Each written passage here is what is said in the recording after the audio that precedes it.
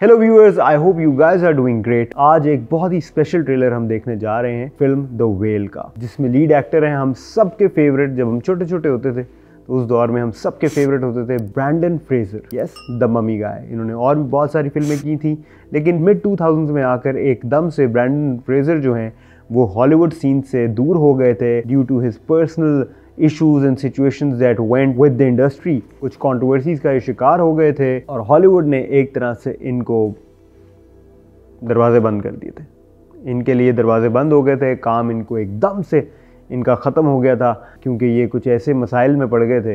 इन्होंने अपने बहुत एक कह लें कि सैचुरेशन वाला जो टाइम होता है, एक अपना एक पीक होती है, उस पीक में एकदम से इनको काम मिलना बंद हो गया था। बड़ा ही गिना चुना काम उसके बाद इनको मिला, बड़ी स्ट्रगल इन्होंने की, लेकिन फाइनली उनको एक ऐसी फिल्म मिल गई जिसमें उन्होंने दिखा दिया कि he knows his craft. The whale का वर्ल्ड प्रीमियर 4 सितंबर को हुआ 79th Venice international film festival में, और अवाम पागल हो गई।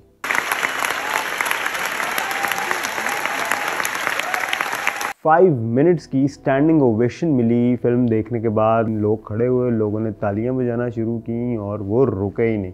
मतलब इतनी तालियां बजाईं कि 5 मिनट बाद जो भाई साहब जो है ना, ब्रैंडन फ्रेजर साहब, उनकी आंखों में आंसू आ गए कि मैं की करता जो एडा बड़ा काम की करता है, कि ये हालात व वाक़यात बन गए हॉल में। लेकिन डेफिनेटली वो जो उनके आंसू निकले वो खाली इस बात से नहीं निकले, वो इस बात से भी डेफिनेटली निकले होंगे कि इतने अरसे बाद उनको फाइनली वो जो डिज़र्व करते थे वो उनको मिला। वो उनको जो प्रेज़ चाहिए थी, वो जो एकदम से हॉलीवुड ने उनके ऊपर शट ऑफ लगा दिया था, वो शट ऑफ जो है उन्होंने यूँ पकड़ के यूँ खोला, और वो एक फीलिंग आप सोच ही सकते हैं। तो ही टोटली डिज़र्व्ड इट। तो did he actually deserve it और नॉट, ये हम आज देखेंगे इस फिल्म का ट्रेलर देख के। I am very excited. और एक मज़े की बात बताता चलूँ आपको कि इस फिल्म के लिए ब्रैंडन फ्रेजर ने 272 kgs का प्रोस्थेटिक सूट पहना है। Yes, he is a fat guy, very fat guy in this film. और जस्ट इमेजिन 272 kgs। बहरहाल देर नहीं लगाते और फ़ौरन से पहले देखते हैं ट्रेलर द व्हेल का। 3, 2, 1 and boom. I know these rules can feel constraining, but remember, the point of this course is to learn how to write clearly and persuasively. Instructor. Think about that. Think about the truth of your argument. Oh my God. You're an amazing ये तो person. पहचाने नहीं जा रहे भाई। I couldn't ask for a more incredible daughter.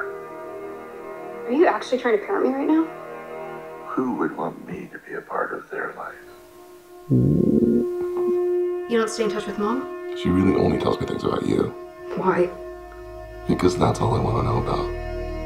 Why'd you gain all that weight? Someone close to me passed away, and it had an effect on me. You haven't seen her since she was 8 years old, and you're gonna reconnect with her? Sorry. I don't like this. This isn't a good idea.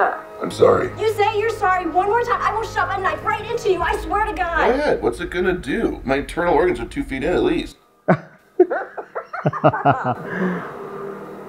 Beautiful यार। Why do अभी you तक तो suddenly need to see her so bad? Why now? Nice. I'm worried that she's forgotten what an amazing person she is. I need to know that she's gonna have a decent life where she cares about people, and it's just gonna be okay. I need to know that I have done one thing right with my life.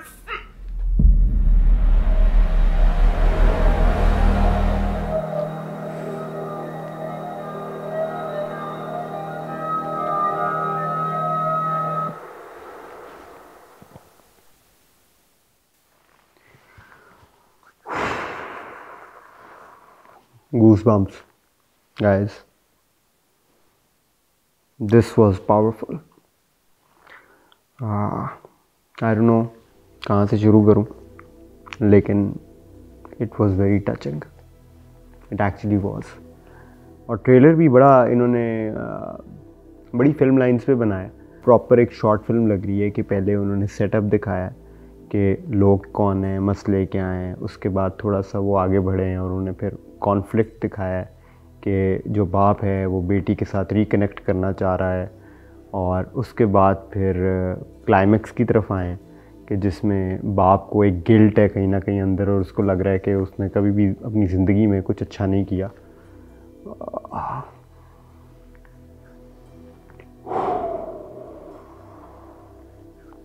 It was very powerful. खैर good यार, मज़ा आया। बड़े अरसे बाद कोई एक ऐसी परफॉर्मेंस देखी है कि it was very powerful. I don't know if you guys connected it on the same level as I did, but it really touched me, it moved me.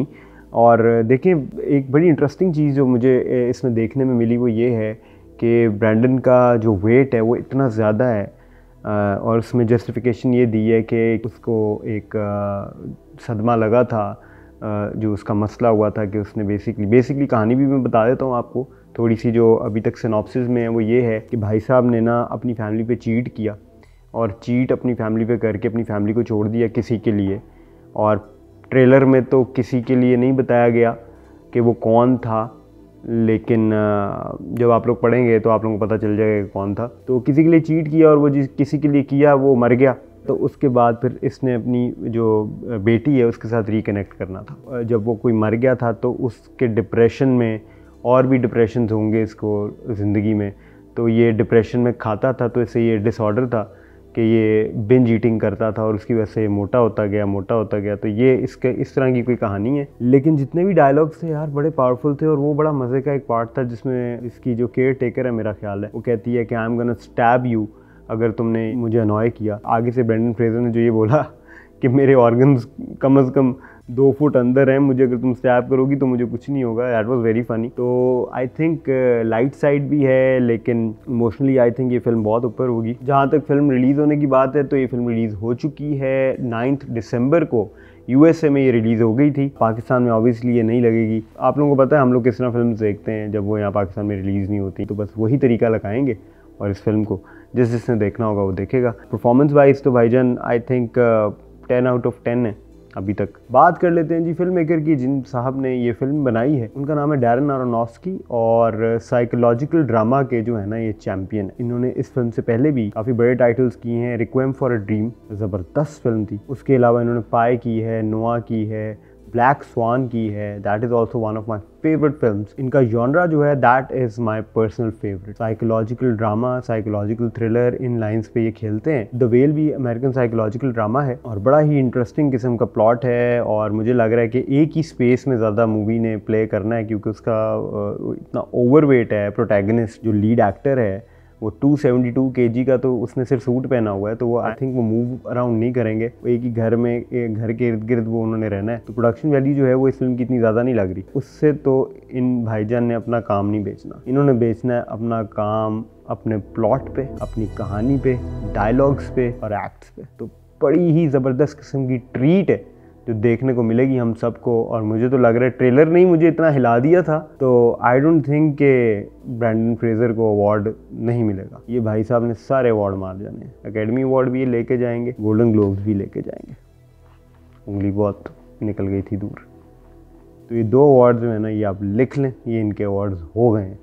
ये ट्रेलर से ही पता चल गया मुझे। अब चलते हैं उस पहलू की तरफ जिसकी वजह से शायद काफ़ी सारे लोग जो हैं वो इस फिल्म को ना देखें। वो पहलू ये है कि ब्रैंडन फ्रेजर जब अपनी वाइफ पर चीट करता है तो वो करता है एक मर्द के साथ। यस, तो ये एक ऐसा पहलू है जिसकी वजह से काफ़ी सारे लोग हम में से जो हैं वो फिल्म नहीं देखेंगे। लेकिन उस पर फिर मैं यही कहूँगा कि कहानियाँ जो होती हैं ना वो आप ये नहीं कह सकते कि लोगों ने फैसले सही किए हैं या गलत किए। रियलिटी में भी लोग गलत फैसले करते हैं, ठीक फैसले करते हैं और उनके रिजल्ट फिर उनको देखने को मिलते हैं। तो इसलिए as long as the visual situation is clean and there is nothing of that sort that might hurt the feelings of many, क्योंकि ये एक आपको पता है ये एक बड़ा मसला बन चुका हुआ है। कतर वर्ल्ड कप में तो क्लियर हो गया है कि इस स्कूल ऑफ थॉट को बिल्कुल भी बड़े ज़्यादा ममालिक हैं जो वेलकम नहीं करते। अरब्स के अलावा इवन रशिया भी इस कॉन्सेप्ट को वेलकम नहीं करता और भी काफ़ी सारी कंट्रीज़ हैं जो इस